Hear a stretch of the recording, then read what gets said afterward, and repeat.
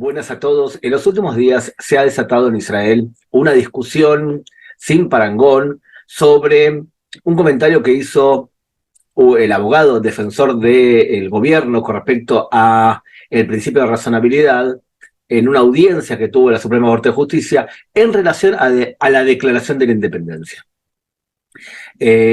Algunos posteos diciendo que esto era una falta de respeto porque el abogado había dicho que se había aprobado de manera muy rápida la declaración de la independencia y que no se podía tomar en consideración algo así como quitándole importancia al evento de la declaración de la independencia. Entonces, como que esto era una falta de respeto total. Y otros más incluso relacionaron entre este desprecio supuesto de el abogado a la declaración de la independencia con el incendio de una estatua muy simpática de David Ben Gurión, que escribió la Declaración de la Independencia, haciéndola vertical. Entonces, que había relación con una cosa y la otra. Y otros tantos diciendo que lo más importante de la Declaración de la Independencia del Estado de Israel y que no podía ser que se la abuse y se la anule de la manera que se estaba anulando. Y para eso vamos a explicar realmente qué es la Declaración de la Independencia, porque uno de los problemas con una sociedad extremizada es que se bastardea los datos técnicos o los hechos. O sea, cuando una persona se extremiza, deja de hablar de contenido y lo que hace es hablar desde las entrañas. Entonces, expliquemos cuál es el problema aquí. El problema central aquí es el siguiente. La Declaración de Independencia no es una ley, no es una ley. Es una declaración adoptada, genialmente escrita por David Ben Gurión, luego de haber discutido con el original escritor, redactor de la declaración, que fue el que sería ministro de Exteriores, Moshe Yaret, que había hecho un documento en donde escribía a la luz de, y cerraba la declaración declarando la independencia. Ben Gurión lo que hace es borra la declaración y escribe él, luego de haber discutido con varios componentes, algunos religiosos, como el rabino Maimón, que quería que aparezca la palabra Dios en la declaración, o otros representantes, por ejemplo, de la izquierda, que quería que aparezca la palabra democrática, o sea, que el país iba a ser un país democrático, cosa de la declaración de independencia no aparece. Muy bien, dicho entonces esto, Ben Gurión escribe un texto que está dividido en tres partes. Una parte que es histórica, donde explica cómo llegamos a este momento.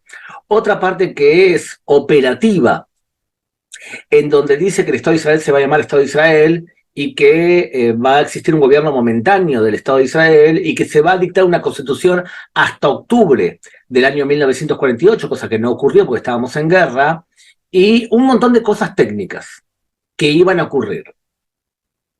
De hecho, de la parte técnica, lo más importante es lo que no se habla, y es que además se firmó un documento llamado el Minshar, el manifiesto, que establece cómo va a ser la continuidad jurídica del Estado de Israel, o sea, qué leyes van a seguir continuando y qué leyes no. Por ejemplo, las leyes que evitaban que un judío hiciese alía y fuese a vivir a la tierra de Israel, ese tipo de leyes de los británicos quedan anuladas, por ejemplo. Entonces, eso está explicado en el documento más importante, que sí tiene fuerza legal, que se llama el Minshar.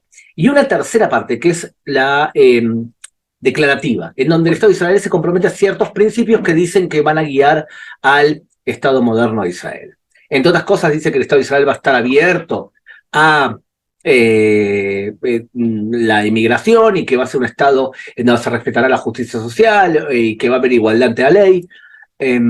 Por ejemplo, algunos representantes pedían específicamente que se hable de igualdad ante la ley, por ejemplo, hacia la minoría árabe, y no está escrito en la Declaración de la Independencia.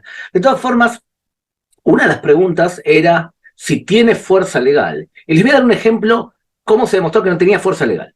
Y lo que se demostró fue que unos chicos del kibutz Hashomer Hatzair se casaron entre ellos, vamos a llamarlos la familia Rogosinski.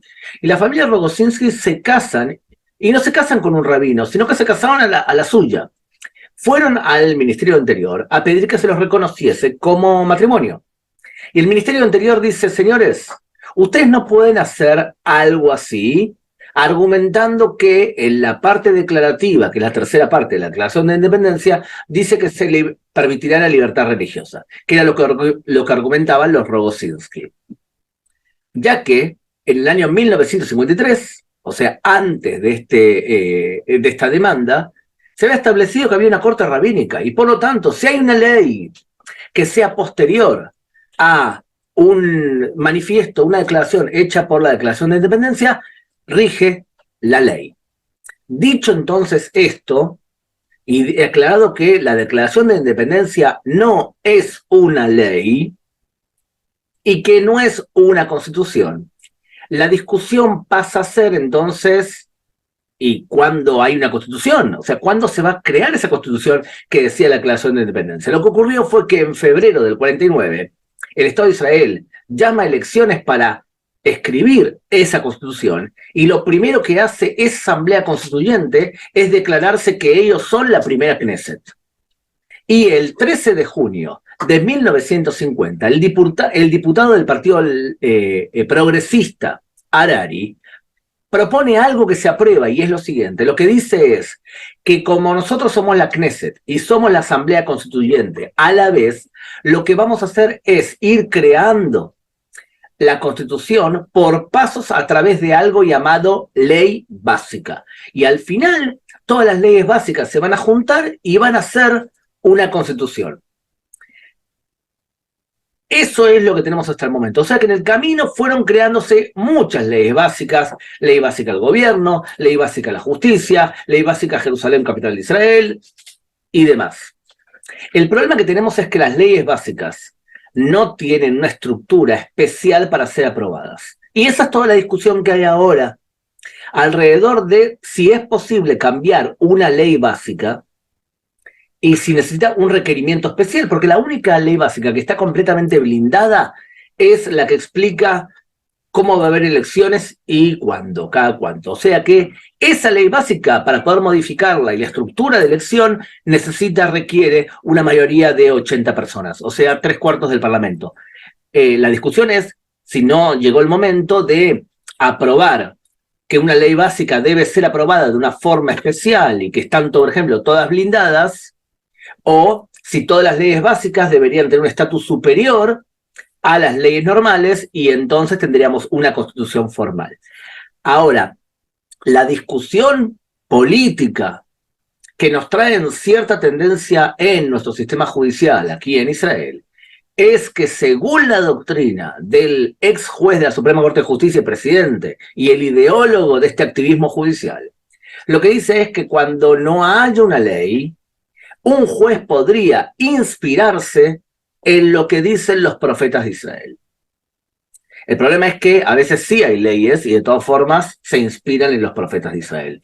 Y la pregunta es, muy bien, en la parte tercera de la Declaración de Independencia, la parte declarativa, habla sobre los profetas de Israel como fuente de inspiración. Pero la pregunta es, ¿y de qué profetas hablamos? Porque no solamente eso habla el Estado de Israel, también habla la Declaración de Independencia que Israel va a ser un Estado judío. Por lo tanto, ¿por qué solamente una fuente de la Declaración de Independencia serviría para que el juez intervenga e imponga su ideología? ¿Y por qué no toma de otra parte? Y fuera de eso, ¿de qué profeta de Israel estamos hablando? Por ejemplo, ¿hablamos del máximo profeta que es Moisés? ¿O hablamos de Isaías? Y cuando hablamos de Isaías, ¿de qué parte de Isaías hablamos? ¿Hablamos de Isaías que habla sobre la época mesiánica en donde el cordero y el lobo deambularán por la tierra en paz y en armonía? ¿O hablamos de la parte de Isaías que dice que va a destruir a todos los filisteos y va a conquistar incluso parte de Egipto? Porque si es así, entonces ese profeta de Israel serviría de base legal para atacar, por ejemplo, a Beirut, al Cairo. Entonces, esta discusión es muy abstracta, y sugiero tener mucho cuidado cuando se habla de este tipo de tema, porque al fin y al cabo terminamos en toda una discusión subjetiva, cuando lo único que queda claro acá es que la Declaración de Independencia, lamentablemente, para mal o para bien, no es una ley,